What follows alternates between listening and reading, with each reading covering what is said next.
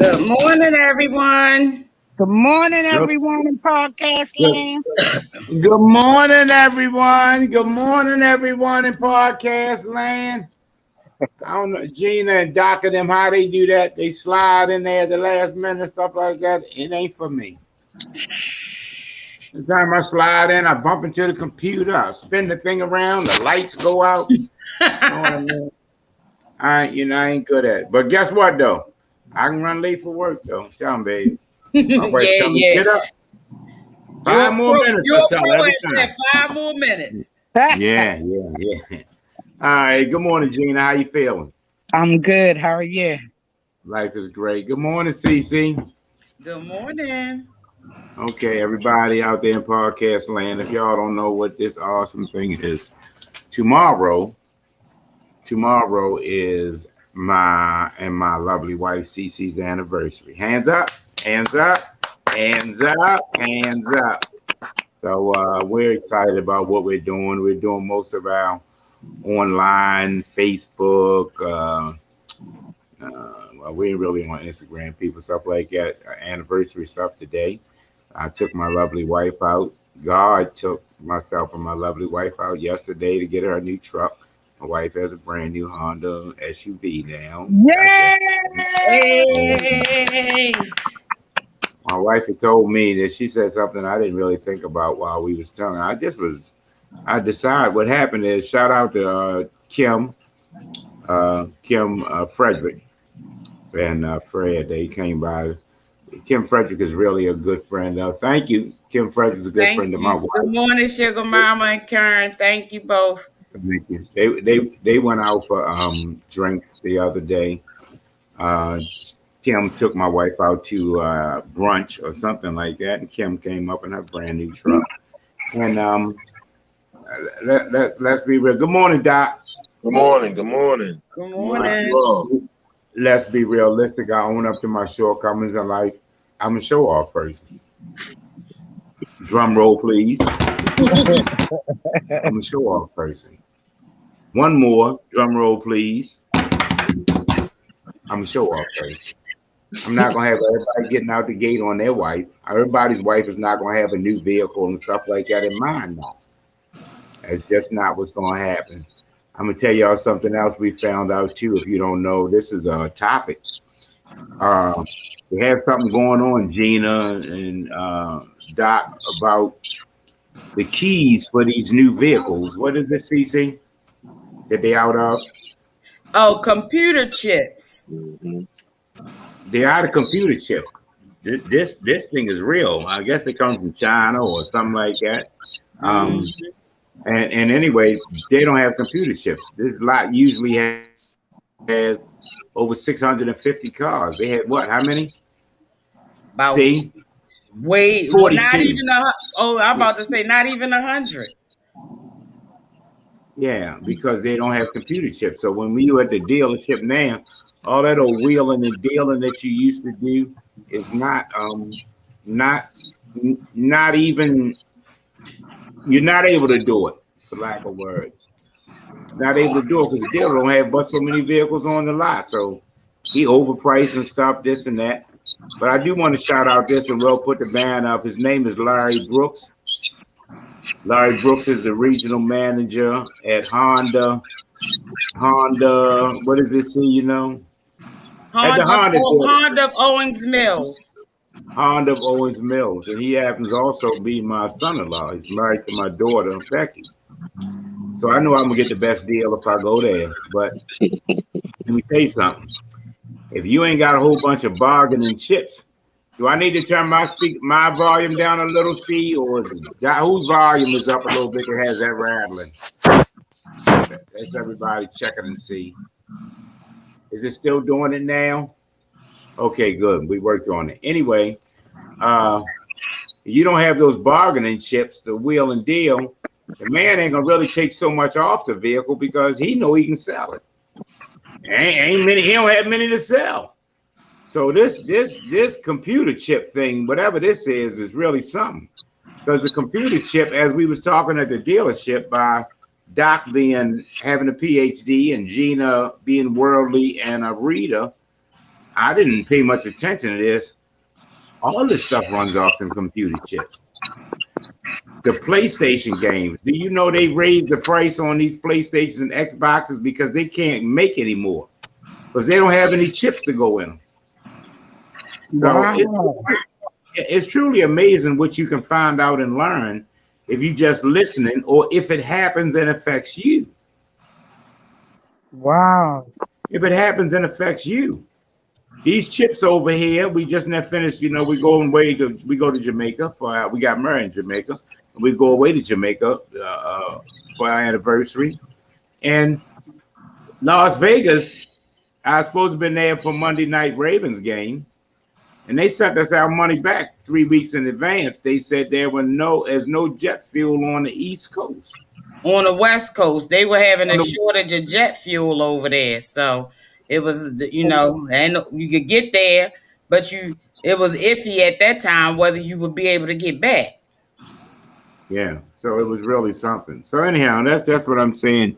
What we try to do is keep you abreast of important events that's happening in our world today. If y'all don't know, if you're out there buying a vehicle, right now it's a seller's is not a buyer's market. You can sell your car; they'll give you good money for your trade in. I'm really disappointed, y'all. I'm tell you. Later on, we'll have a moment of silence for my Jaguar. My Jaguar is my go-to vehicle. That's the nicest car I ever owned. I spent a lot of money on it. I never claimed broke. I didn't pay this for it, but the registration and everything is in there. The sticker price on my Jag is $88,000. It's a bad Jag, you know what I mean? But I had to trade it in for my wife's new truck. Now, I thought any minute my wife was going to go off and tell me, baby, you know I love you and I know how you feel about the Jag. So if you got to trade the Jag and to get the truck, that's okay.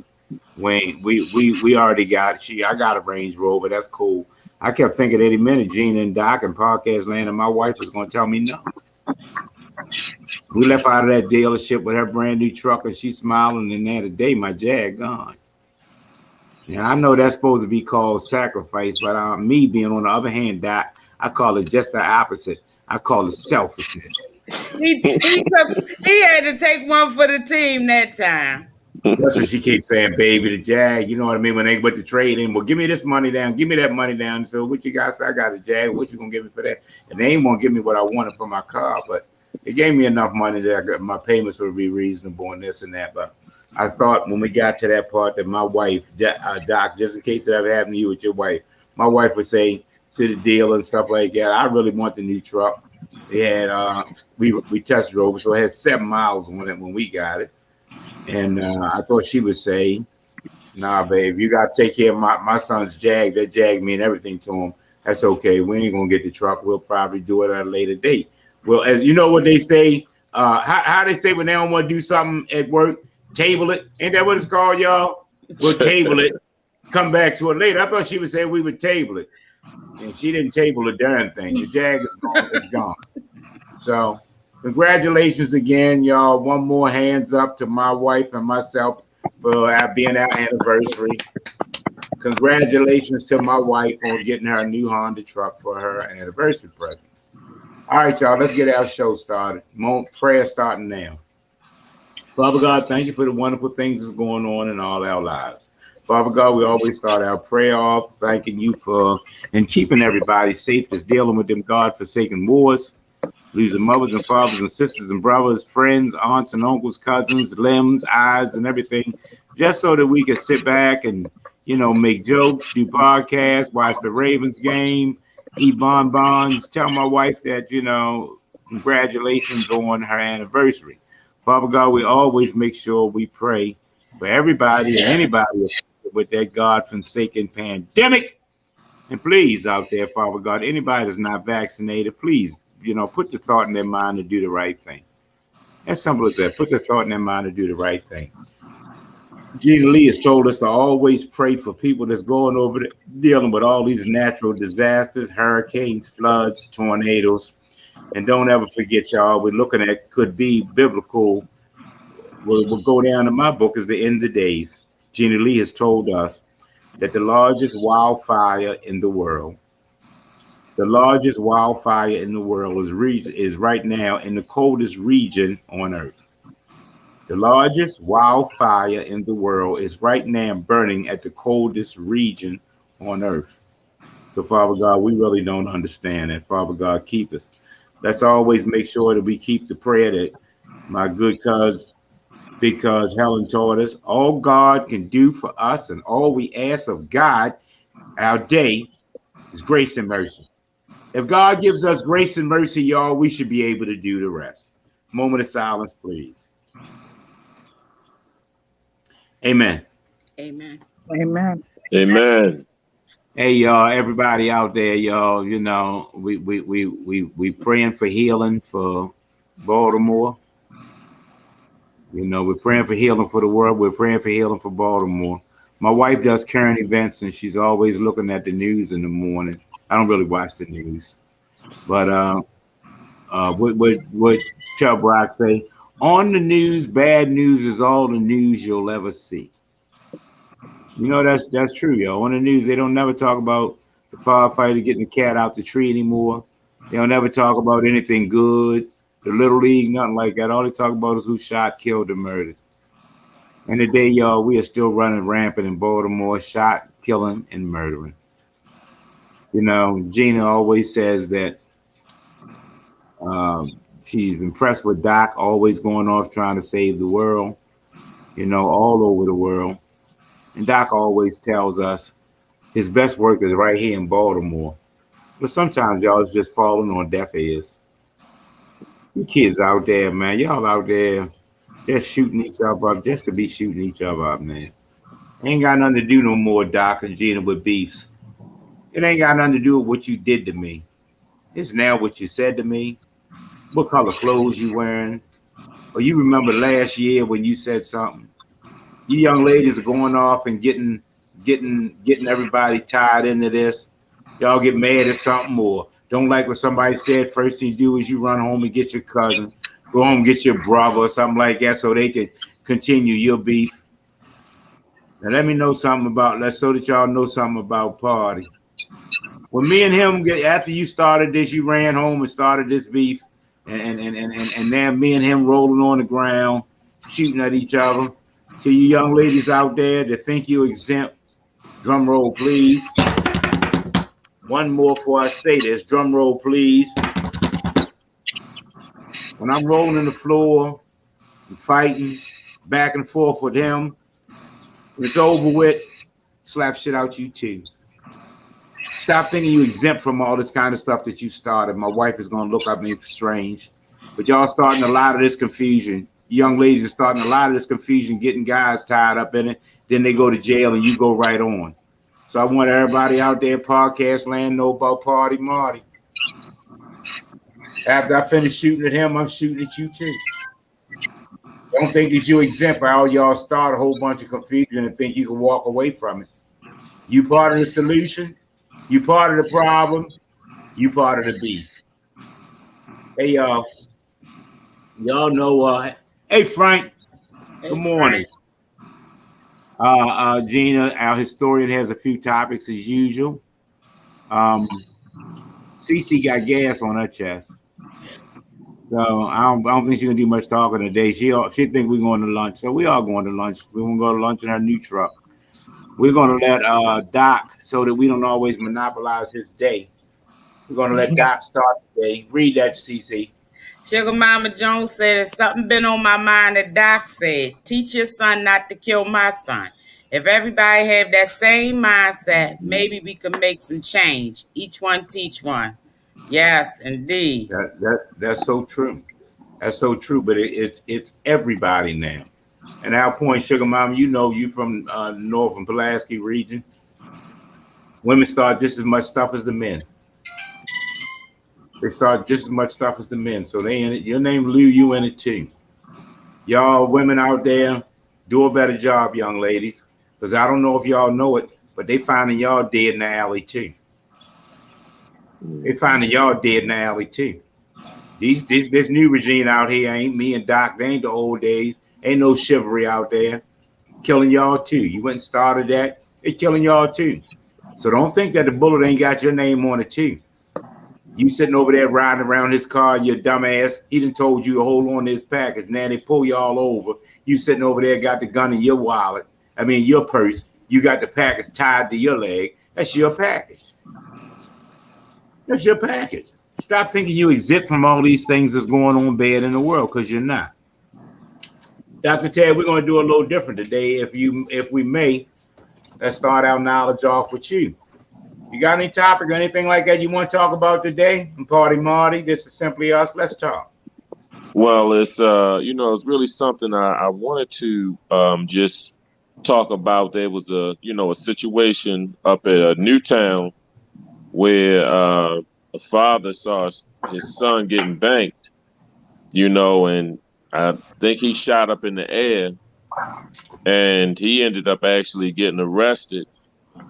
And I think that the topic wasn't necessarily about him as much as, it's like people really don't always know how you going to respond to somebody attacking your child in front of you. Okay. And so, people would like to think that they would just get a white flag and, start waving it or just start talking calmly, but if you see, 5 guys jumping your son or 8 girls kicking on your daughter or something like that, that could really make you kind of go into a different mode, altogether. And, as far as how you feel, so that was, some of what I wanted to, just address, excuse me 1 second. My allergies been bothering me all morning and things, but it's really been something, as far as, with that situation. But you said something earlier, and as you were talking about your anniversary, and you mentioned about your wedding anniversary? Yes, sir. It's tomorrow, but we're celebrating it today. Thank you. Been married 4 years. I would say congratulations. And, and that's really something. It's funny because I wanted to just mention something about that. Like my anniversary is coming up on the 27th. Okay. And I actually met my wife in 98. When I was kind of coming out of trying to change from being crazy Ted. Right. and the reason that's so significant is because, see, my wife, she also works with at-risk teens and teen moms, different things of that nature. And so a lot of times I'm working with a boyfriend they dealt with or something like that also at the same time. But some youth that she was working with really actually helped get us together. And they were telling her about, you got to meet this man, Mr. Ted. He is so cool. You know what I'm saying? He be playing PlayStation with us. He taught us chess. You know what I'm saying? He was from the streets, but he like a good dude, and everything. And then they was telling me about her. And we happened to meet. But what was so ironic is that the reason to me is so significant is our first date. I had a whole bunch of dudes over, and everything in my crib, and so she didn't really know what she was kind of getting into. We went out on a date, and somebody cut me off, put their finger up at me, and they cut me off. And I didn't really say anything. Just started driving a little faster, and I happened to catch up to him at the light. And so I was talking to her all nice and stuff. And then I said, hold on 1 second. And then I put the car in park and I got out. And it was a white gentleman. And I asked him, I said, you got my attention. I said, so if you want to get out the car, we can discuss it. And so he didn't want to, for some reason, he didn't want to get out the car. So I began to knock on the door. For some reason, okay. he didn't want to get out and discuss what had just happened. And so I began to try to open up his door. And for some another apparent reason, he kind of just ran the light. and he rode off, you know, and it was really, you know, really something. And so we went to the movies, and you know, I went right past where you paid for the movie at the time, and I went to, you know, a guy that was actually taking the tickets. So I broke him off a couple dollars to just let us in, and I think it was like, you know, she was really trying to you know, like, see, you know, like, what's up with this dude? You know what I'm saying? I go in his house, he got somebody walking his pit bulls, he got another dude, you know what I'm saying, out there, you know what I mean? They just rolling deep, you know, and to be honest with you, you know, I thank God that she really looked past that first date. You know, because sometimes you got to see the potential in a person. Right. You can't always look at a person for where they at. You got to look for them for where God can take them. Mhm. And, you know, from that if she had really just based everything, I mean, because when I think about it now, see, when you are in an insane state, you normalize it with stuff around you that's the same. So all of y'all think alike. So it does. So it normalizes a certain level of insanity, you know. And so that's pretty much just how that was. But you know what? Coming up on this September the 27th, that will be 18 years. Woo! Hands up! Hands up! Hands up! Wow! Thank you. You know what I'm saying? That would be. You know, 18 years, you know, have been married, you know, and actually we would have at least known each other for 23 years, you know, and so, you know what, to me, I just want to feature my wife, who is a clinical social worker, and she works with at-risk teens. She, you know, has been a life coach. She's also a, you know, a counselor, a therapist, you know, in the whole nine. And I mean, and she is just excellent. So she also works at one of the schools as a counselor, you know, and doing therapy, you know, helping the youth. But she also has a private practice for people, you know, who may need therapy or counseling, you know, or different things like that. And to be honest with you, you know, I think that it's just such a blessing to have somebody, you know what I'm saying, you know, that we are on the same page. And the thing is, she don't try to really change me. She knows who she got into it with in the very beginning. But what she does is she helps compliment me. And so, you know, and so she just celebrated. I celebrated my birthday on the 6th, and she just celebrated her birthday on the 12th. And our anniversary is on the 27th. So this is a busy month. And so, you know, I think that it's good because, you know what, the good times never really show you what you made of or what the people around you made of. It's the hard times. Yeah. Right. It's when you know, anybody can be around when the check comes. Anybody can be around when the stimulus money hit. You know what I'm saying? Hit the account. You know what I'm saying? But when you had them hard times, you know what I'm saying? And when, you know, you don't know what's going on and you got a death in the family and you got somebody that you got to take care of. You know, my wife took care of my mother.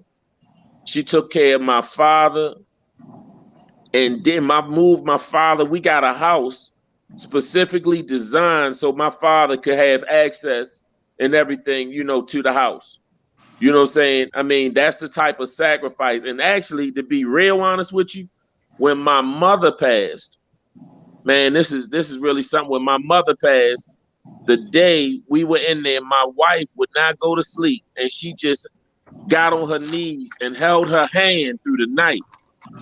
And she actually passed with my wife holding her hand.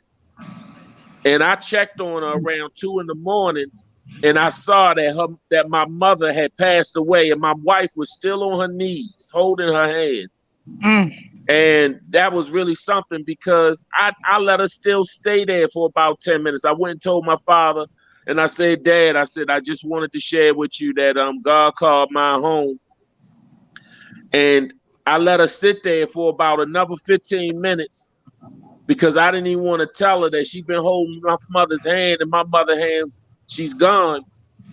But you're not going to get a whole bunch of people to do this. I told one of my guys yesterday, I said,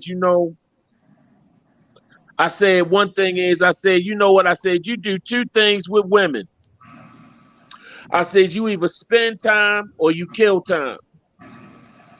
And I said, a person that is an investment is spending time.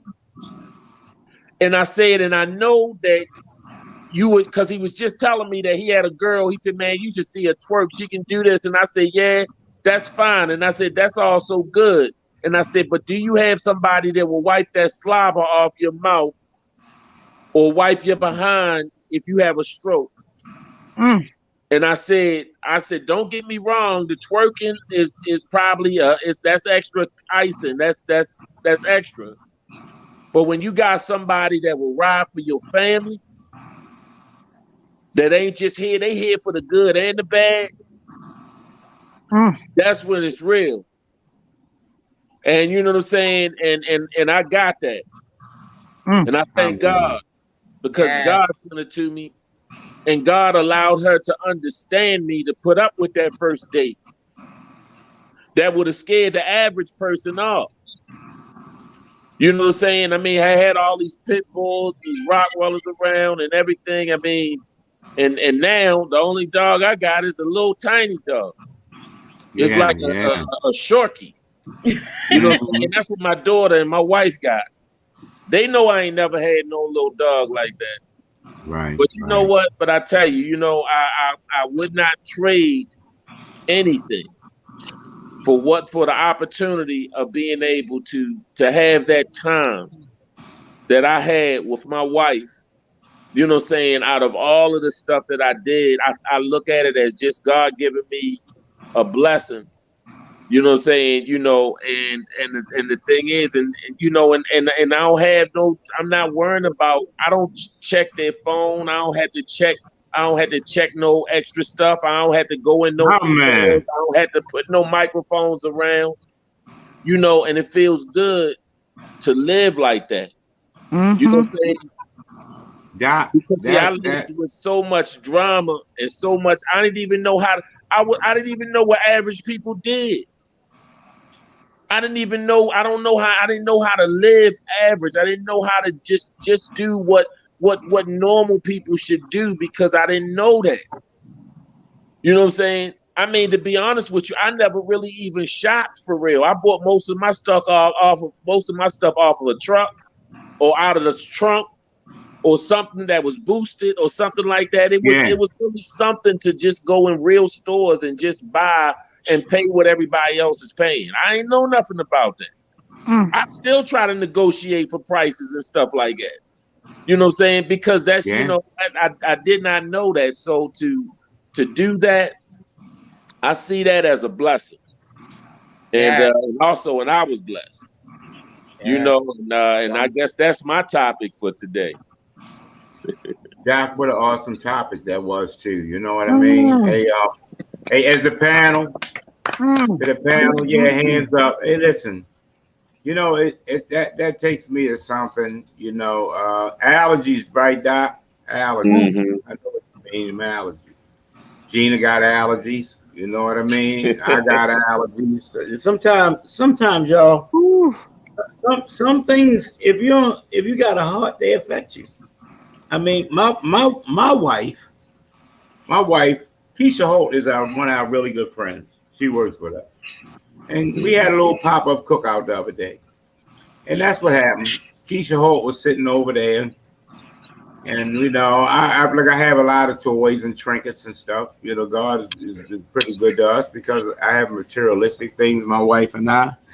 And if it comes to Keisha and Adam, if it comes to Keisha's mind, it comes straight out of her mouth, don't it, see? Yes, she's just a funny person. Shout out to Keisha. I think her landline is at the 5 Mile House. She's there on certain days, but she's a mixologist. DDL Lounge. She at DDL Lounge now. DDL Lounge. She's a mixologist. You talk about somebody that makes you drink. Strong or not strong, real wet, or what your cousin Lisa used to say, Or splash. splash. Or splash of lemon. You know what I mean? She's really that. But she says the stuff to Cece. She over there sitting up. She said, Cece, you know, I'm just sitting back wondering. You know what I mean? I was at Perkins before you. How you end up with Party? I told her she just moved. I said you just moved too slow. Study long, study wrong. But you know what it was?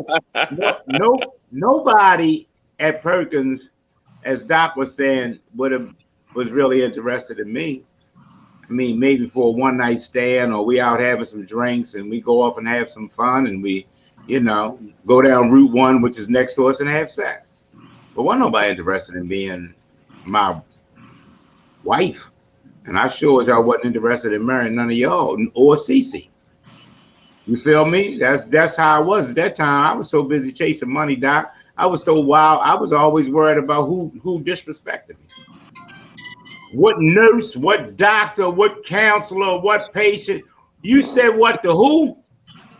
My favorite line was, what I'm gonna put on you, Cece? Need 250 pounds on you. You can do whatever you want, but I'm gonna tell you, I'm gonna put this 250 pounds on you. That's how I solve everything. I'm gonna put this 250 pounds on you. I was confused. I didn't know anything about that. I wasn't thinking about that. And my wife happened to see through it. You know, we always talked and stuff about us always talking. She knew enough of me because I kept my guards up around everybody else. We talked because I enjoyed talking to her. But anywho, we sat around that day, Doc, that she came to my home. I guess that's my phone, right? See? It is. Evidently, I left it upstairs. Look, but anyway, Doc, just like you, she came home with me that day, and when I came home, I told that story. The lights was out. My lights wasn't out because I didn't have the money. You know, my lights was out because I just didn't pay the bill out of neglect. You know what I mean? That's how I did. I never paid a bill. I tell you, I paid a turn-off notice. We was up watching TV one day, and all of a sudden we was watching TV. I said, see something wrong with this TV. She said, what's wrong? I said, I don't know. It's all red. I said, come take a look at it. I'm sitting in the bed. The TV's all red. I said, what's wrong with the TV? Why is the TV red? CC, what you tell me? That's how I look when you need to pay the bill. Ain't nothing wrong with it. You got to pay that bill. They turned the cable off. I always pay the turn-off notice. They tell me about pay this or I'm gonna turn it off, then that's when I pay it. I've been paying late charges and stuff all my life. Now, because I got my wife, Doc, just what you saying now, she go over there with this, you know what I mean, 700 credit score. They just walk in there and give us a truck. You never cared about no darn credit score. You get what I'm saying? Really, I don't. Never. We've never cared about nothing like that. So I have somebody that's popped in there to help me out, to teach me some things. And Doc, as you were saying about your topic, I thank God every day that God gave her to me, that He loaned it to me, that I have her in my life. You know what I mean? That's something. How, who would have thought? You know, I got probably people that'll hang around me now, or somebody I could date now, or want to be my girl now, because they see this me, but they didn't like me when I was hooting howling at doctors. I thought everything was disrespectful, Doc, because of the streets. Anything you did to me because you thought you could get away with it. You better do your homework on me. My favorite line, I don't know who you think you talking to. I'm Catherine's son. I don't know who you think you talking to. I say that to anybody. And I'll leave you with one last thing before we segue into Gina. This ain't because I'm tough. This ain't because I'm no great fighter, but I'm good with these hands. But this ain't because I'm no thug or nothing like that. But when my mother walked me to school in the great James Mosier Elementary, which is now Billie Holiday Elementary, when I was getting ready to walk through the door, going into school, in the kindergarten, the last thing my mother said, have is a great day. And she told me, I don't know if y'all know this, Doc, you got a little age. Gina is my age. My mother told me this, and it's always stuck with me. She said, if anybody hits you, what do we do, y'all? Hit him back. Hit him back. Hit him back. Hit him back. I don't care if you're Muhammad Ali. I don't care if you're King Kong. My reflex, if you hit me, I'm going to hit you back.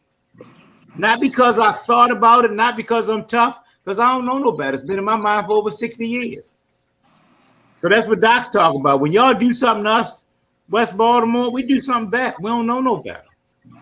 Now, that's my part over there, and I'm going to let Gina comment, but I'm going to segue into Gina when I say this. I want y'all to know what my part is in this podcast. My part is being the director, being the quarterback, to say the things that people don't always say, to keep the conversation going, to redirect people, to segue in. That's what I do. That's why I'm here. That's my part. We go out there and we tell bad stories. We talk about stuff. Some stuff about our personal stuff that we wouldn't really talk about, but because we're offering y'all, simply us, the inner workers of us, like Doc just now said, how he's pleased and everything with the situation that God gave him with his wife and his anniversary. Congratulations. I'm pleased about my wife being here for 4 years of my anniversary. We have a very happy person here, a loving person and stuff like that, but Gina shares this too. And I'm gonna segue in and give you a format and let her go from there. Gina had the most wonderful person that she has ever been, called her boyfriend, fiance, lover, and all that stuff, and God took her. And Gina said for a moment, you know, I thought I prayed for him not to have pain. And then all of a sudden, when he was gone, all of a sudden I wished he was there in pain again in my arms. So I just want you to know the other side. You know what I mean? Sometimes, y'all, you don't have time to treat that person in your life like something. You never know if they'll be gone. Gina's a prize catch. She's beautiful. She has good finances. She's educated. She's retired. She has everything going on and stuff like that. And the man that she loved forever and ever became sick. And she looked up one day. She prayed for the illness to go. She prayed for the pain to go. And then God just wanted him there. He wanted him to stop suffering, so he took him home. But at that time, Gina was being selfish because Gina said, God, I know you wanted him, but I wanted him too. So in life, y'all, what if you happen to be the Gina? What if all of a sudden you're not Doc with the wife that's there? You're not Cece and not riding around. Y'all think about how you treat people and what you have to do for people and how you keep people and how you tell people why you got them here. Rhonda says it. Give me my flowers while I'm here, while I can smell them. Gina Lee would now be happy to have him laying there one more time, crying, sad, giving him pills, getting him water, holding his hand. I apologize for your business, Gina. Please comment. Yes, good morning, everyone. I just want to say congratulations to both of y'all. And Doc, thank you. You know, for your milestones and your relationships. That is a task in itself. I know it is, and God bless, you know, that you have both found people, like you say, that compliment you, that support everything that you are about. You know, God has really put this together, and I'm grateful to even witness it. The situation I was in, yes, I was happy. I was really happy. But, you know, when the person got sick, you know, I just wanted them to not be sick. So when I prayed for them to, you know, please take away the illness. And he did. God did. He did exactly what I prayed for. He took away the illness. So my bottom line is be careful what you pray for. Oh yeah. You know? But you know, I never question God. I never question God. If that's what he chose to do, he knew what he was doing, you know, and my life will be what it's supposed to be. Yes. According to his plan. I don't question that, you know. So moving right along.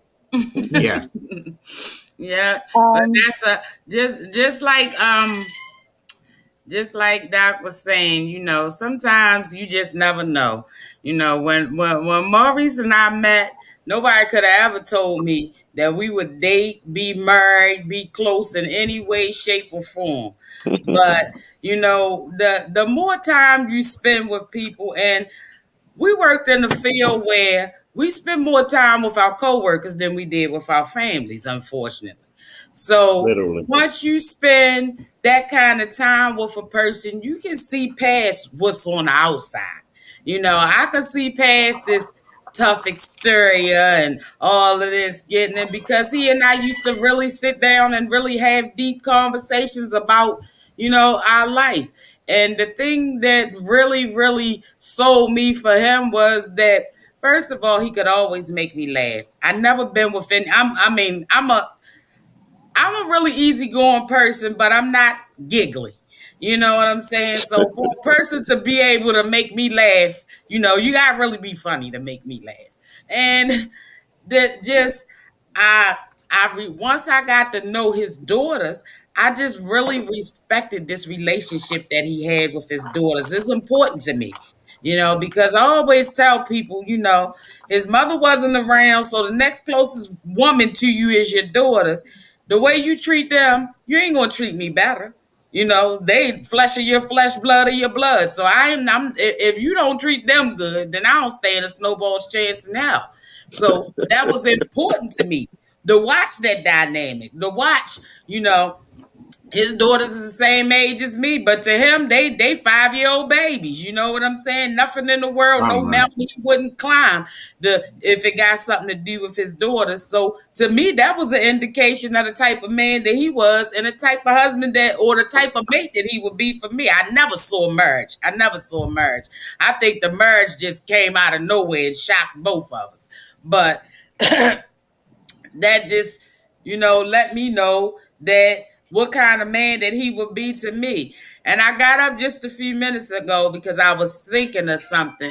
A friend of mine gave me this little mirrored plaque, and it says, "Life isn't about waiting for the storm to pass. It's about learning to dance in the rain." Yes. Wow. I like that. I like that. Say it again. Life isn't about waiting for the storm to pass. It's about learning to dance in the rain. That's nice. That's heavy, see. Yeah, that's real heavy.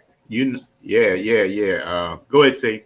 No, nothing. That was all that I wanted to say on that topic. And I just wanted to say, you know, congratulations to Doc and his wife on their anniversary. Thank you. You know, I can see the love all over your face. Yeah, and that's funny because, you know what, I just got to share this one short part. See, the thing is, a lot of people don't know, when I was in the streets, the girl that I really, you know, that really rode for me, she actually died of cancer.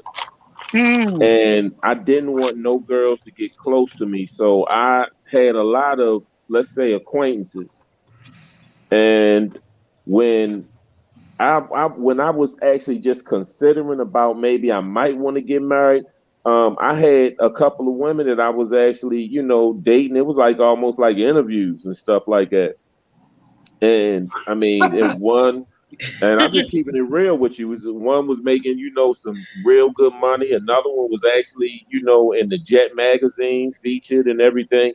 And you know what? So I started to get close to my wife.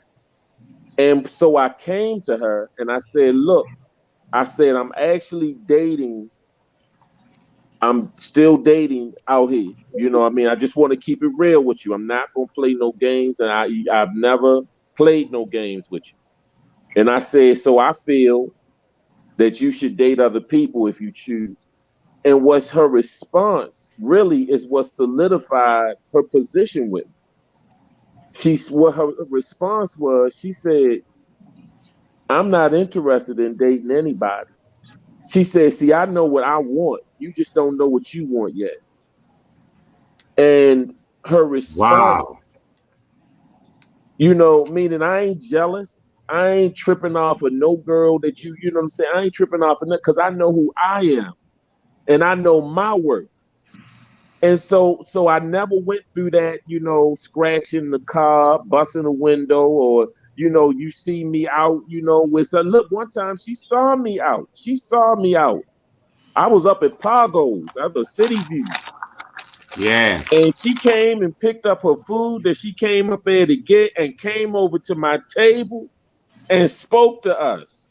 And she said, "Hey, how y'all doing?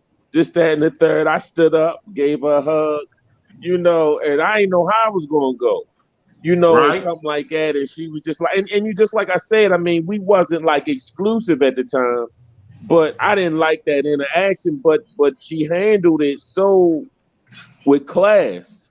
Cause see, I know if that had been like one of my exes, they would have came over there and it would have been some drama, Oh yeah. all the way. It would have been some furniture moving. And but she just stepped off and she was like, and I was like, "Hey, I'm gonna give you a call a little later. I'm about to finish up." That I said it in front of the person too. You know what I'm saying? So it was but it was just that way, you know what I'm saying, that no text coming through, no phone call coming through, no me running into an ex has ever been no kind of jealousy. I'm tripping, I'm an act a fool. And that's the type of stuff that I need. I don't need that extra stuff, because I know that if I get wound up, it's gonna be crazy too. You know what I'm saying? And so, but when she said that, she said, she don't want to date anybody. She was like, she's fine, and she was like, "I know what I want. You just don't know what you want." And that really was the moment that I was like, she the one. That's a good comment, and that made a lot of sense. I before we finish with our topic, before we move on to Gina and our historian, my situation with Cece was, and this is just my opinion on marriage. This is my opinion. What happened was I was fooling with Cece at work, and Cece's was in her 30s then. She's in her mid 40s now. We fooling together. She was in her late 30s, and Cece does not dress promiscuous at the job. As persons that work in the medical field, we around robbers, rapists, murderers, killers all day long. You don't know what's on their mind, Doc. You do that for a living. Mm-hmm. You see them, you just had your nice jeans on and stuff like that, fitting you good. You see yourself looking good. They see them. They so sick. They see you as you wore that for them because you want them. Mm-hmm. And then you down there in the laundry room with them, getting their laundry. All of a sudden you want to know why the door is shut and somebody snatching on your bra. My wife never dressed like that. She never dressed like that. So I didn't really see my wife. She wear baggy clothes, and she used to wear them nurses suits all the time, every day, and those what they call clogs, them nurses shoes. Yeah. So she just looked regular to me. She was always had a pretty face, but she looked regular to me.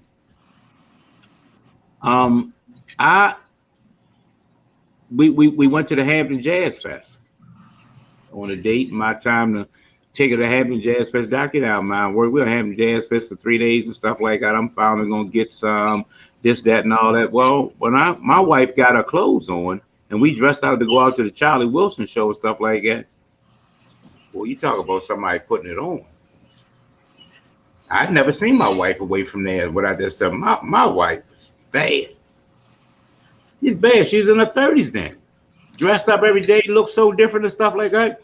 I be looking at the show and I keep looking out at her, the corner of eyes, because I didn't realize just how, attractive she was, because she doesn't dress like that.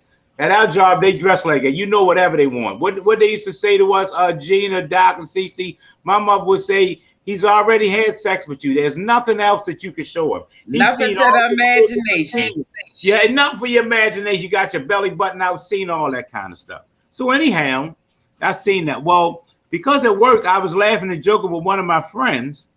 And, Cece, we going to lunch and all. Yeah, Jay, you got this, you got that. Y'all, I married my wife because of the G code, as Crazy Ted would call. Not Dr. Ted, Crazy Ted. The G code means the respect that you give somebody in your circle. If I'm married to Cece, I want y'all to know she ain't a side piece. This ain't nothing that I'm kicking it. We ain't hanging out. As Doc was saying, we exclusive. You feel me? So I married my wife to make sure to let everybody know this ain't no fling. I love her, and y'all gonna give her that respect. I had no idea until I actually walked down the aisle with my wife at the wedding what that piece of paper meant. Y'all out there, these guys are telling you young ladies that getting married is just a piece of paper. Bullshit. Bullshit. One more bullshit. You'll find out when you walk down that aisle and you tell that person that you love them, you do. It changed me. I felt real warm inside. I knew I had my wife now. Cece, do you remember what I told you when I grabbed your hand when we walked away? You said, No. I got you. I promise. You remember that then? Absolutely. When we left out of there, Andre married us. Doc, Andre and Karen married us in Jamaica. And when they finished with the talking and all that kind of stuff like that, you know, there goes my wife with this damn window open. And them allergies. Pollen running all through here. When I walked down that aisle, I grabbed her hand, Doc Gina, and I told her, I got you. I promise. I meant it. I meant it. Doc, when I did the corners, when you was on my corner, I told that corner, I got you. Nobody will come here and sell soap. Nobody will burn nobody. Nobody will rob nobody. Nobody will take this corner from me. I got you. When I went and got my car, stuff like that, I said, I'm going to change the oil. I'm going to take care of you. I got you. I told my wife the same thing. I got you. Unbeknownst to me, she wasn't the type that said, I got you, but she felt it too. So the last thing before we go on, y'all, me and Doc talking about being married and all that and the anniversaries and all that kind of stuff. It may sound cool. It's nice for my wife. We got a new truck outside. We're going to go to luncheon. You know, Doc met this woman that's financially secure. They live well. But I'm going to tell you the other side about it too. Real talk. If you're serious about it, it's going to change you. Yes. If someone's dependent on you, you are going to be the dependent. You're going to be serious about the role that you play. My prayer is that one day you end up being like Doc, saying I got 10, 15, 20, 25 years worth of marriage up under me. My prayer is that my 4 turn into 40. I have really, literally met and walked down the aisle with my last wife in life. I'm not saying if my wife passed that I don't go off and date people and enjoy themselves, but I'm going to tell you something. I'll never have another wife because my wife can't be replaced. I'll never have another wife because the standard is too high now. Right, Doc? The bar is too high. Nobody else can. I would be doing injustice to anybody else. You know what my father said when I told him I was thinking about getting married? My father said, he said, son, he said, don't even talk to me about marriage unless you're prepared to give your life for it. Woo. That was, and you know, and I just paused for a second because I was thinking he was like, oh, that's good. I'm gonna marry y'all. You know what I'm saying? It's finally settling. He said, if you were not prepared to give your life, he said, would you give your life for her? Now, let me say this to you, Doc. He said, would you give your life for her? And you know what I answered? I said, Dad, I would. I would give my life for her. I would run in a burning building like I had before. I would run in a burning building. I would jump in front of a bullet. I would. Damn. Hey, let me tell you something before we go. Hands up. Hey, y'all hear that? Dr. Sutton is a doctor. He has a PhD. So he'll go off and give you comments, and we look up to Dr. Sutton with the respect that he deserves because he's a doctor. But the person that gave him this information and stuff like that, Doc, tell podcast land your father's credentials. I know you a doctor. Tell her your father's credentials. Yeah, my father, Dr. Stafford B. Sutton, pastor of Maryland Church of God in Christ and Columbia Church of God in Christ, who was an organizer for Dr. King, has his bachelor's in biochemistry at Grambling University, his master's in social work at Southern University, and also his doctorate in theology, you know, that he had. And he was well astute and a perfect example. And when my mother passed, it was the week they were celebrating 50 years of marriage. And I never saw my father call her out a name and put his hands on her in a negative way not once. Right, tell that. Right, tell that. You know, you figure out. I know Dr. Ted's father used to look sometime. My mother used to ask me, you know what I mean, where's my son?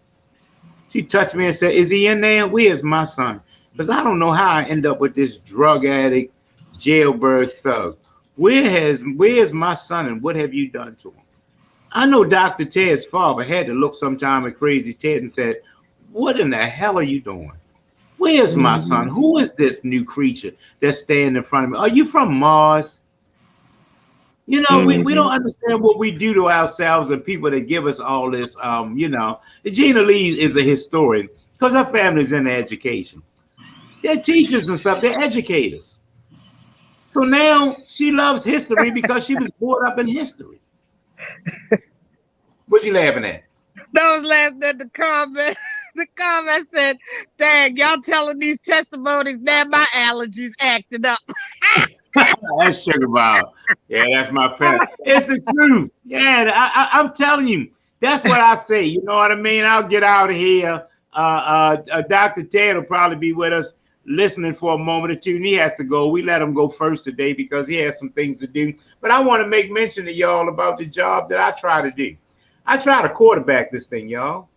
I try to keep this thing going. I try to get you the right hitters on here, y'all. My wife is an engineer. She tries to keep the comments going, keep the colors moving, do the countdown. You get what I'm saying? Gina Lee's get ready to come and talk to you. She's a historian. She has a couple topics.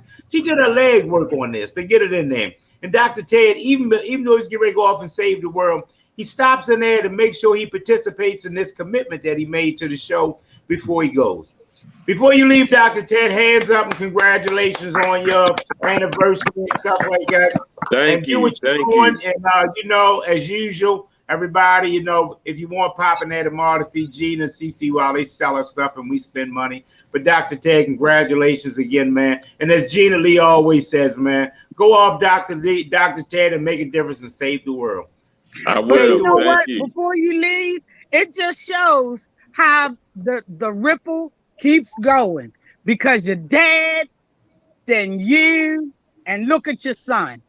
Yeah. You know, Yeah. it just shows how the ripple keeps going. So amen. Amen. Doctor, before you go, this is the sad part about this. I'm gonna end this on a sour note, because we gotta give both ends of the spectrum. I'm playing devil's advocate. The guy went over there and he was jumped in. 5 guys was banking the guy, and he shot up in the air to get him off him. And I'm sorry to hear him get arrested and stuff like that. But if it's Jeremiah and 5 kids are banking Jeremiah, are you shooting in the air, Doc?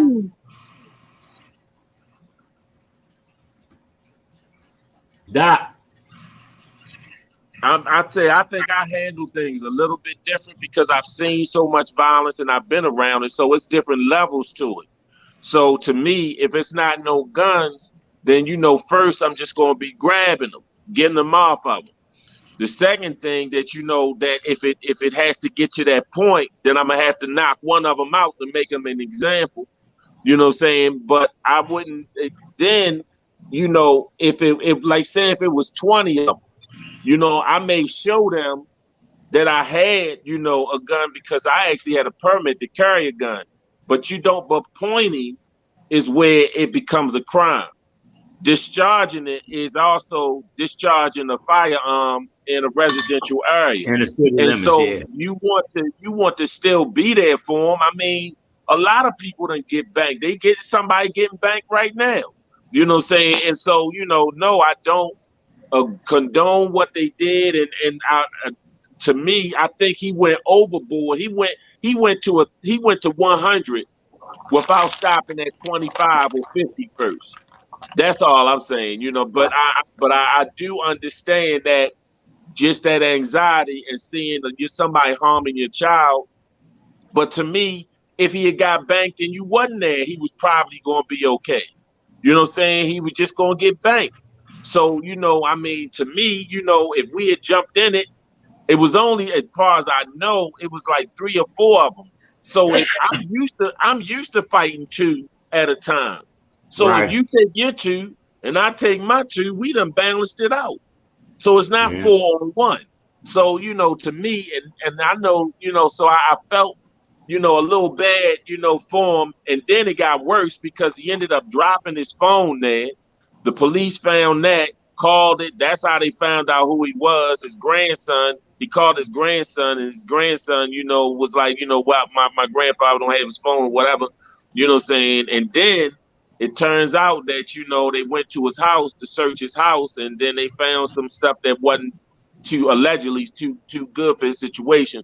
So it just got blown out of proportion altogether. And then they ended up charging him with attempt murder, even though he didn't shoot directly at them.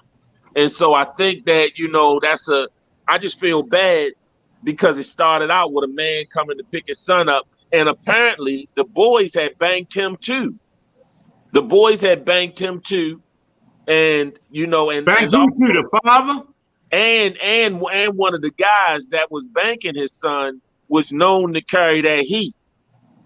So it was more to the story than you might see on Channel 13 or whatever. You know what I'm saying? The boys was but it was real crazy though that they was banking them and they so tough. But then, you know, when the police come, they telling the police, they talking to them, you know what I mean? So I'm just like, you can't be a switch hitter like that. You know what I'm saying? Yeah. Even you saying you gangster or you a civilian, but you can't be gangster, and then when it get hot, you know what I'm saying? Now you telling, you talking, you singing like R. Kelly, you know, you doing all this extra stuff. You know what I'm saying? You gotta choose what you doing. That's all I believe. Yeah, as I was saying, Doc, the same thing. Good point, Gina. As I was saying, that's what I was telling my friend Tony the other day when he was talking. He got mad about they killing Boo, and he up there talking this, that. And I'm trying to tell him, man, these chumps is telling them, man, you ain't getting away with it no more. Back in the day, the G code, you know what I mean? I bust my gun at you, you come back, bust your gun at me. That's what we did. They ain't like that, man. They started this beef as soon as it got out of control. First thing they did was told. I'm gonna leave y'all with one last thing. When I got locked up, my attempt murder charge and my drug charge, do you know 649-5 said? I want y'all to hear some bullshit. Drum roll, please. 649-5 said that he was in my home and, you know, we was doing this and we was cutting up drugs and this and that and all that. Whoever was in my home that was upstairs where we do the dirt that we do, putting stuff together, was an informant. I want you to listen to this again. Doc knows this story. I'm gonna tell y'all out there in podcast land. What Biggie say, yo? CC, the ones that bust guns with how I go? Yeah, they be the ones that smoke blunts with you. Then they grab their guns and want to come and get you. Yeah, whoever the state's witness was against me, they no longer even have to come before you. You no longer even have to sit in the court. Back in the day, remember, Lil Mel would have told him, your godson would have said, okay, well, if he said he did it, see him in court. That means they want that rat to sit up here on that stand and go off and be a rat in front of everybody, because all of West Baltimore come to them trials. When Party get knocked off, when Crazy Ted get knocked off, Liddy get knocked off, we all come over there to them things. It's a who's who. Everybody want to see who showed up, who didn't show up. You know what I mean? So you get to see who the snitch was. Now, this new teller, now, they ain't even got to show up. So stop thinking that everybody that's smoking weed with you is cool. Yo, stop thinking everybody that you sold a dime to is cool. Everybody that's got a gun is cool, man. They telling that, yo. They telling. How did I get locked up with 20 pills and a gun and $300 and go to jail? And you got locked up with 1,000 pills, 5 stacks, and a gun, and you home. And you home. Stuff like that. Yeah, but he got that money. He got him out. Lil Mel, ain't nobody got more money than Lil Mel. Back in the day, can you imagine a phone call Ted could make? Ain't nobody got more money than Liddy. Ain't nobody got more money than Peanut King. Ain't nobody got more money than Rudy. And they all in jail. We all went to jail. They ain't got to do with no money. You know? Them chumps is telling, man. There's somebody out there in your squad. Whoever put when I got locked up, whoever was they used on me had been upstairs in my house. Mm-hmm. In my house, upstairs. I had my house, and then you went up to the bedroom. Then all the stairs we had the attic. That's where we did our dirt, so nobody could get up there. And we always had guns so we could stop you before you got close to us. Well, I wasn't prepared for the person sitting next to me chopping it up. Telling. You feeling me? So y'all just watch the whole system out here because it doesn't work.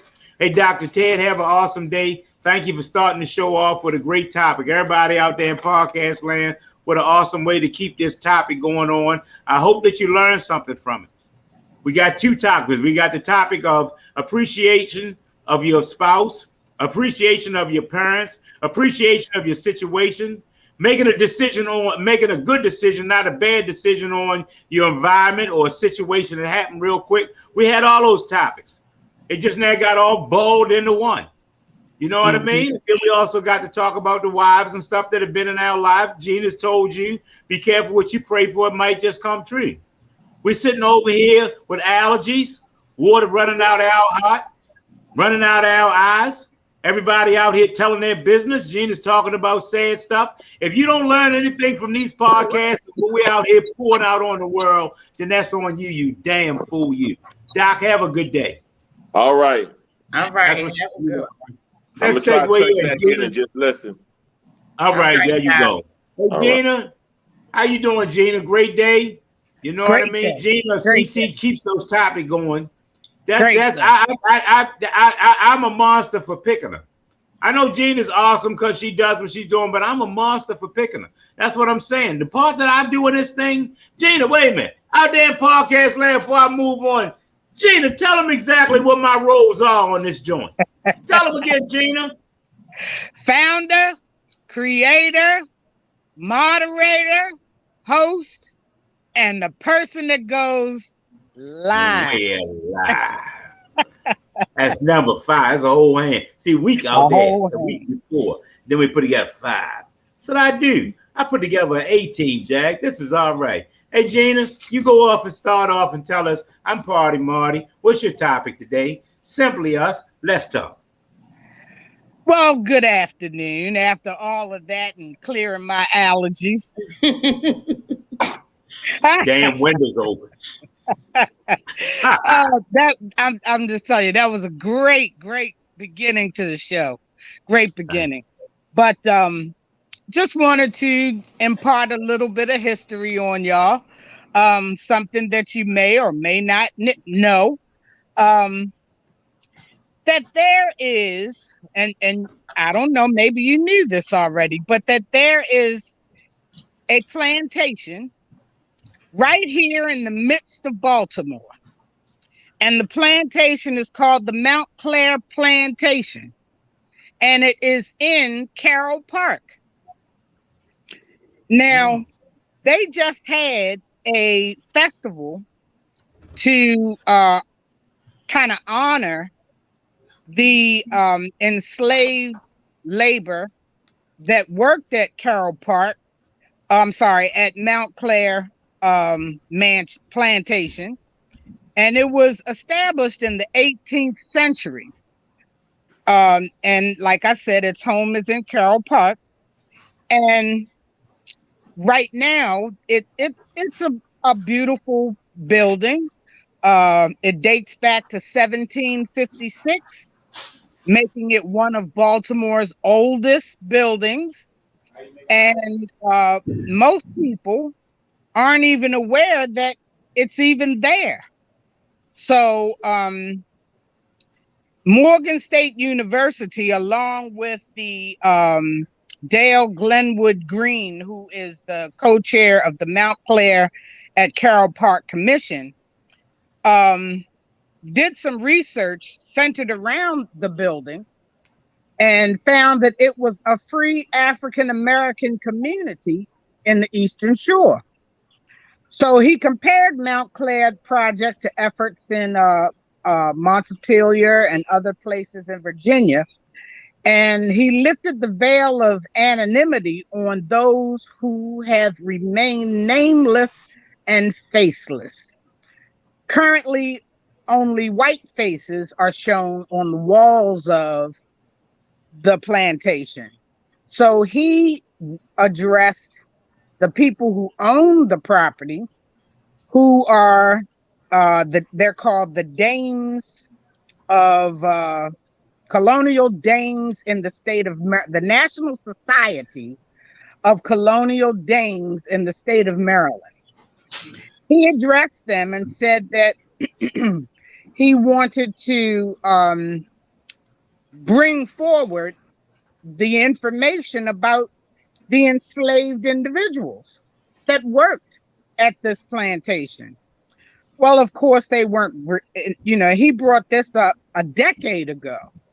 And of course, they were not very happy about that. But he did eventually realize that this information did need to be told. And after the incident with George Floyd came about, it became even more important that this information be shared. So the Black Heritage at Mount Clair archaeologist Teresa Moyer said she found plenty of references to enslaved workers and writings of the Carroll family. And the lives of the enslaved people and white enslavers were intimately connected. Some of those who were enslaved even slept in the same bedroom as their enslavers, helping them to the chamber pot in the middle of the night. The enslavers dictated how much food and clothing each enslaved family received, as detailed in Mount Clair's archives. So I went on to read, about the building itself. If you ever want to go over to Carroll Park, it is still there. And I said, let me read about the people who owned the building. Well, the person that owned the building's name was Charles Carroll, and he was one of the last persons to sign the Declaration of Independence. And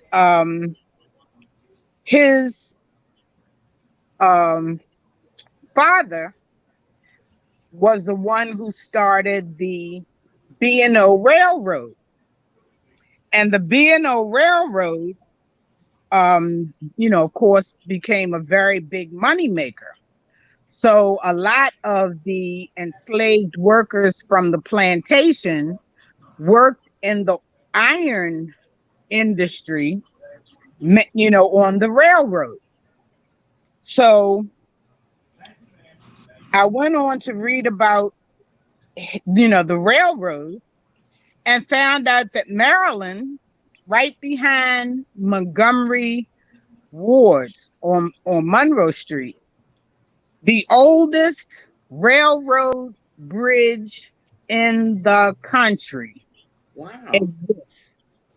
And that bridge is called the Carrollton Viaduct. And the Carrollton Viaduct was established in 1828. And construction was completed that year. And this is, I don't know if you can see it very well, but this is a picture of it. Okay. And it crosses over the Gwynns Falls, which is, like I said, right behind Montgomery Wards.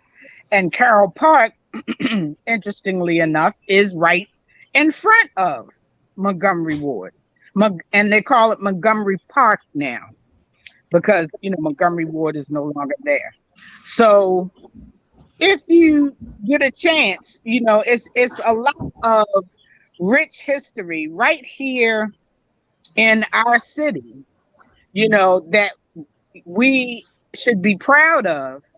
Like I said, the oldest railroad bridge in the country is right here in Baltimore, Maryland.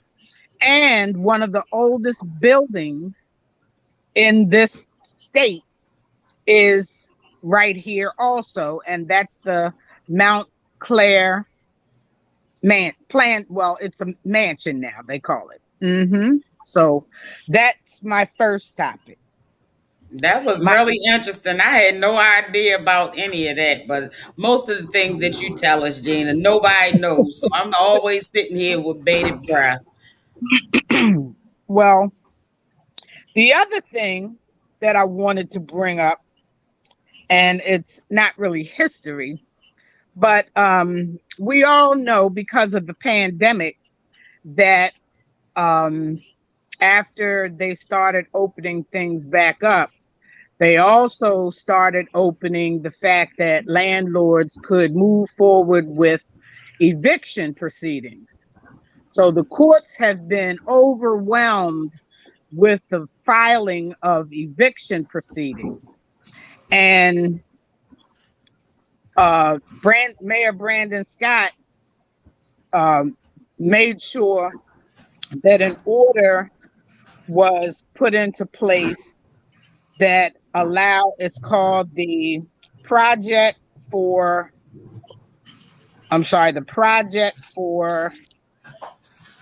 Pandemic Rent Court Program. That's what they call it. And the program is giving money to renters who were behind and in dire need or possibly going to be evicted, and giving them enough money to pay off their rent. Now, you know, this is something, to pay off their rent in full, not just a month or two or like 6 months. No, to pay it off in full, And the people a lot of people, they've given out thousands and thousands and thousands of dollars. And one lady came forward and said that her landlord won't accept the money. And I mean, pay in full now. And the reason the landlord won't accept the money is because the bill that was passed to give out the money states that once the landlord accepts the money, they cannot evict the person for another 90 days. So the landlord and many other landlords aren't accepting the money because they are reluctant to give them another 90 days, even though they're paying you in full. That doesn't even make sense. And the lady was saying, you know, in her situation, she has lost 3 jobs in the course of the pandemic because she lost her original job. She got another job, but they closed down. She lost that. She got another job. They closed down. So she's lost 3 jobs. And, you know, so right now she's out of work, and she's had to go back and forth with unemployment and the headache with that. You know, I mean, it's ridiculous that, you know, so she's due back in court again in October to see, you know, what they can do about making the landlord take this money. But I don't get it. I really don't get it. It just seems like, I think, just like Sugar Mama Jones just said, I think that some of these landlords just want these tenants gone. Yes. You know? Yes. Because if the rent is being paid in full, then I don't really see what the issue is. Your whole issue that you go on the rent court for in the first place is that you haven't been paid. Right. So if somebody is paying you, then that eliminates that argument. So obviously, right. You want that tenant. She could get a job like maybe in the next few weeks or something. You know, right. Give her a chance. Why would you not? And this woman has 4 children. You know, it's disheartening. It really, really is. Especially if prior to the pandemic that the person has been a good tenant. Now, Exactly. some of these people, I think some of these cases probably people that have been problem tenants and maybe they've been wanting them out and trying to get them out and all of that. But I just hate to see people get evicted. It's like the most Exactly. heartbreaking thing in the world. She's been in this apartment for 20 years. 20 years. 20 Sugar Mama years. Jones said people are so heartless. Everyone's hurting some kind of way because of this pandemic. If you just take the money, it works for everyone. My sentiment, exactly. Exactly. And see, and the thing is, if you put all these families out on the street, where are they going to go? Right. Then you got a new pandemic. In a pandemic, where are they going to go? You know? And then you're creating even more desperate people out here on the street. And when I say desperate, you know what I'm talking about. Just like, I mean, they'll do almost anything for some change, That's right, because desperate people will definitely resort to desperate measures. You feel me? Exactly. So it hurts my heart to know that that they're in these situations. I can't even imagine where you find the strength to get up every day and go fight. But you do it. But we do it. We do it because we know it has to be done. You got families that are depending on you. So there's nothing out there, as y'all say, more dangerous than a person with no hope and despair. There's nothing out there, y'all, on Podcast Lane more dangerous than a person with no hope and despair. I know because I've been that person. I've been that person where I know that at 12 o'clock today, I'm going to be too sick to even get my dough. At 11 o'clock, I got to have it. At 12 o'clock, my bowels are getting loose. So I'm going to do whatever I can at 11 o'clock. I don't care who it affects. When I go off and talk, shout out to my great niece, Nikki, who helped us get some pandemic relief money.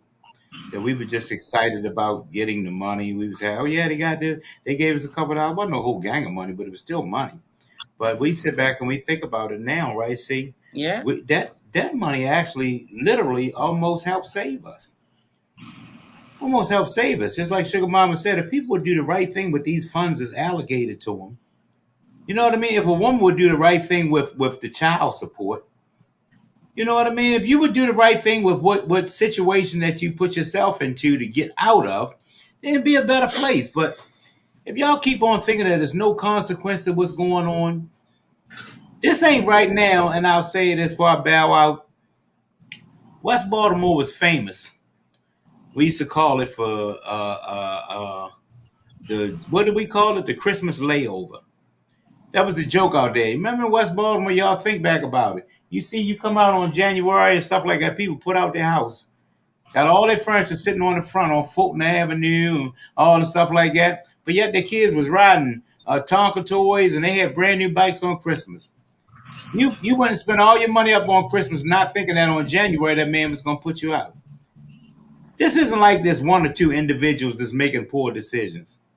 This is about people like myself. I'm retired from the great state of Maryland with a good state job. My wife is retired. I'm retired and I was collecting Social Security and I put away my money. I own Party Marty's Moon Bouncers, my wife and myself. We are good. And then when the pandemic hit, I don't give a darn how much money you got. You keep taking it out the bank or you're not putting none in. When it was all over with, I was back to work. I'm back to work, maybe part-time, but I'm back to work. I never thought that I would work again for the wonderful people in this lifetime. But this pandemic hit, it hit.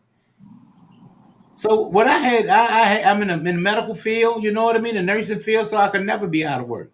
So I went back to work. But it's people that have jobs and stuff like that don't have anything. They are career people. You're a social worker. Ain't no more of a social worker out there. You work at the toll booth bridge collecting tolls, and they ain't hire you back no more. The machine collects the tolls. So when you start getting out there with no hope and despair, I pray that y'all make a good decision when he come up to you with that gun in his hand. The stuff that we've done. These people out here that's going on. I think Gina was saying, and I missed some of it, y'all, because I was doing something. Go ahead. I missed some because I was doing something. You got landlords out here that's not collecting their rent. I mean, they won't even take it. I don't want nothing to do with it no more. I want them out there. Well, guess what they're going to do? First of all, they're going to tear your house up before you leave. Right. You talking to renters. You talking to people that own, my wife and I own rental property.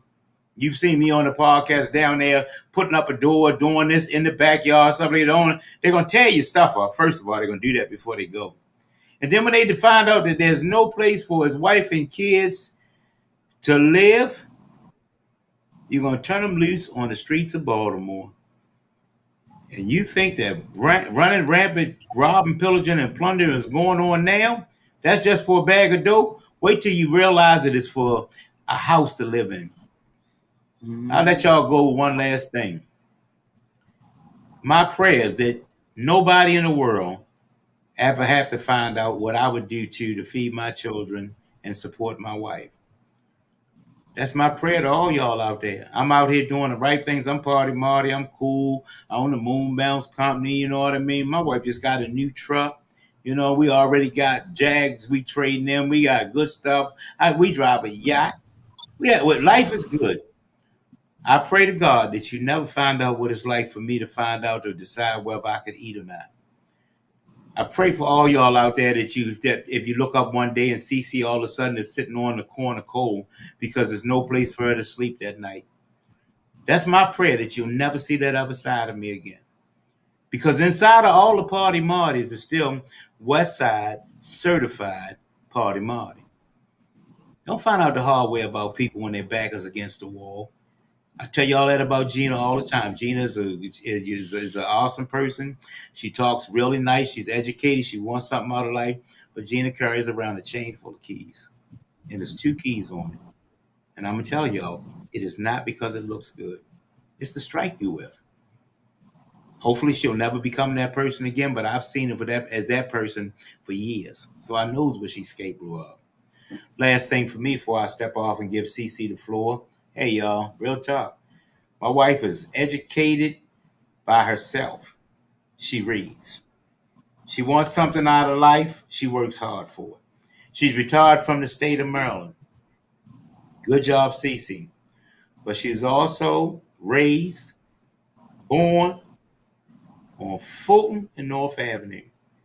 And her and her children were raised on Park Heights. Don't find out the hard way about my wife. That's a good topic, Gina. I pray that everybody gets out there. My prayers is that this thing works itself out.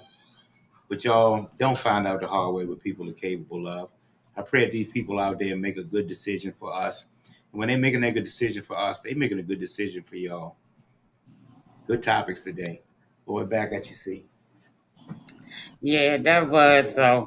I also just pray that works out. You know that there's already enough violence and all that kind of stuff on the street, and that's just going to multiply it. You know, because just like my husband said, you know, if you put a person in a position where they have to choose between harming you, robbing you, or feeding their baby, then that's a no-brainer. So we just gonna pray that one has a peaceful and sensible resolution. There you go. Yeah. And as for me today, y'all, I'm gonna do something different today, which is I'm not gonna do anything today.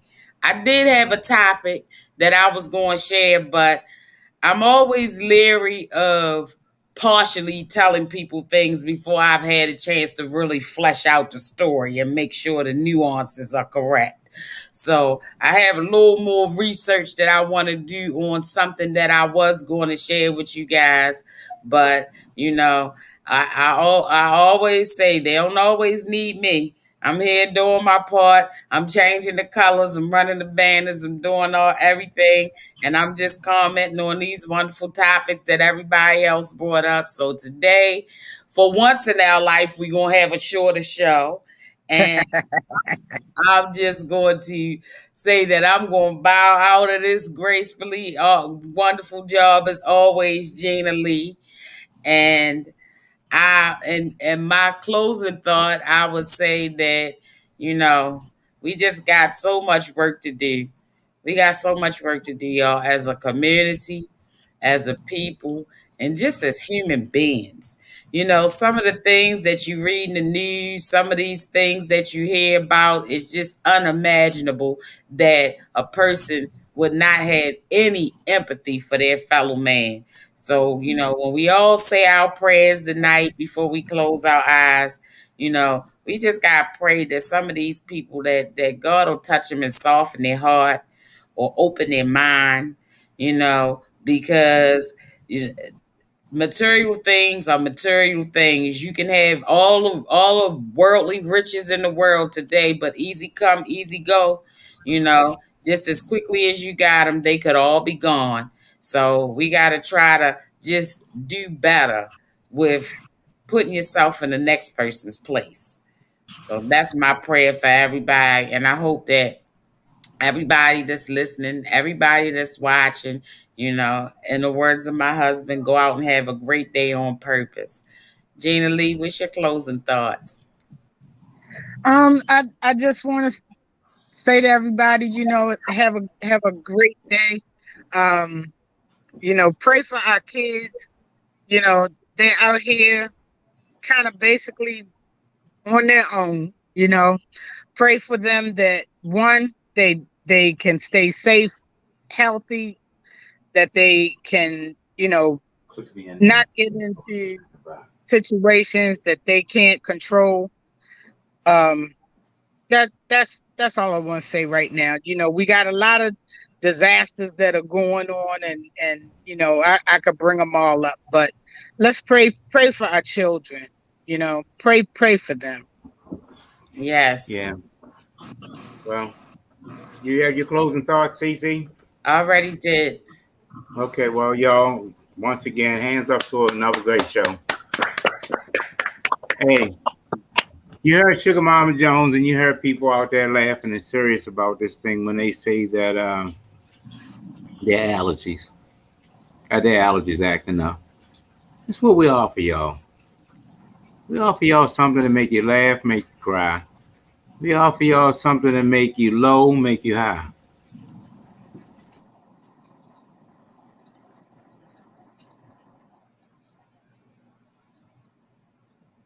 Hey, I like for y'all all to know these Wait, they come over here. I can hear you, but they can hear me. Okay, Good. go ahead. Everybody knows and stuff like that what's going on out here in our world today.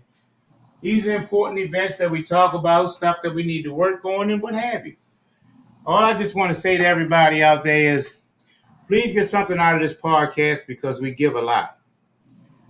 We give a lot. We open up and talk about things. Gina talks about things. Cece talks about things. Doctor talks about things. I talk about things. So Sugar Mama and them comment on things. They talk about things. Daddy and them, we out here. We're talking about it. Cunningham, we out here. We're talking about it. Please try to get something out of anything and everything you can in life, y'all. So if nothing else, get something out of this podcast. My wife is emphasizing this. Please share these podcasts, because you never know who it affects. You never know who it affects. That's what's up, real talk. All right, tomorrow, y'all, we got you. It's Ladies' Day on our anniversary, so that's really, really going to be cool. That Gina's going to sell you some paparazzi stuff. Well, it's not going to be cool for me, because somewhere along the line, we probably end up with eating tomorrow. That's right, so I can get my paparazzi order too. I ain't forget my one of everything. We'll end up eating tomorrow. Me, Gina, and myself. We'll let y'all know we'll probably be out at Applebee's. I'll tell you what we're not going to be. We're not going to be at Papa's. We're not going to be at Bar Louie's no more, because you know what I mean. Gina takes us out, and them bills be $140, $150. We're going to eat some drinks and stuff this time there. But that's what we'll probably be out in the city and telling y'all where we out. If you want to stop by for a minute, have a drink or something, enjoy yourself with us. But we do want y'all to know, honestly, we appreciate every moment that y'all allow us into your home. Every moment that you open your ears and let us talk to you, we appreciate it. We want to make sure y'all appreciate us too. Hands up, hands up, hands up to the awesome show. I'm out there washing a brand new car. What am I washing a brand new car for? We get ready to go out, you know what I mean? So Cece wants to go ride around in her new car. The dealer washed it yesterday, but I'm not gonna say anything to my wife. She'll get his brand new. What could be on a brand new car? Dirt. But yes, dear. Yes, dear. All right, y'all. You know we going out of there. You know what I mean? And we getting out of here. So y'all know how I take you home, even if you can't see my face, because I'm purposely not there. I'm the invisible man. As my mother would always say out there, the late great Catherine Tate, Mama! May the work I've done speak for me. May the life I've lived speak for me. When I'm resting in my grave, oh Lord, may they all say, may the service we give on this podcast speak for me. Hands up, hands up.